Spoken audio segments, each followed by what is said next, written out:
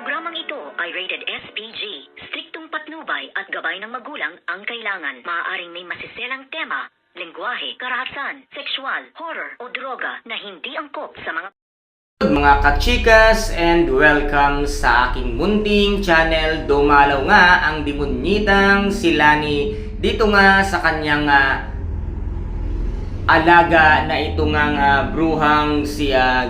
Joanna, at tinanong niya nga ito kung kumusta na ang kanyang pakiramdam at kung ano ngayon ang kanyang nararamdaman, kung okay na nga ba siya or hindi pa. Ngunit sinabi nga ng bruhang si Joanna na siya raw ay nabuboring na at gusto na nga niyang lumabas at gusto na niyang muling magtrabaho. Ngunit sinabi nga nitong si Lani na pilit ngang binibrainwash at sinusulsulan ang pag-iisip nga nitong ang si Joanna, at sinabi nga niya dito na baka kung maaari, kung siya pagod na at magpahinga na lamang siya at maggala-gala na nga lamang siya, ay ibenta na nga ang kanyang shares para nga magawa na ang kanyang gusto. Ngunit taliwas naman ang sagot nga nitong si Joanna na hindi nga sukat akalain at inaasahan nitong ang si Lani ang kanyang sasabihin,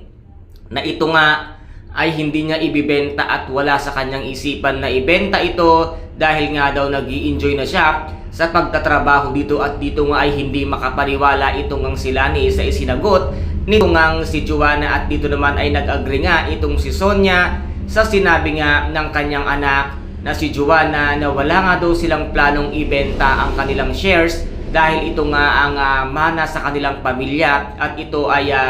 isang malaking alaala nga sa kanila na hindi nga nila ito makakalimutan, at isa ito sa mga negosyo nga nang nasira niyang asawang si Rodante, kung kaya't dito ay hindi nga magtatagumpay si Lani sa kanyang balak